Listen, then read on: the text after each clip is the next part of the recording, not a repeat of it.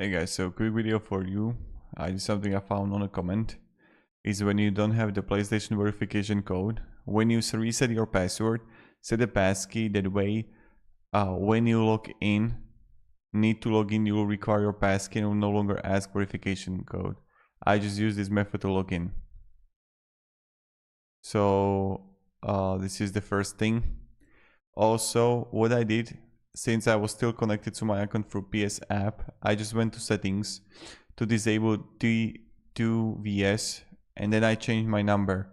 I've been using the same number I used when I signed up like 8 years ago, since that's a diff country number and I live in the UK. I just changed to my UK number in case.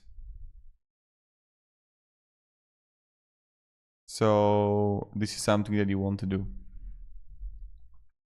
And have a great day, and I hope it helped you. Goodbye.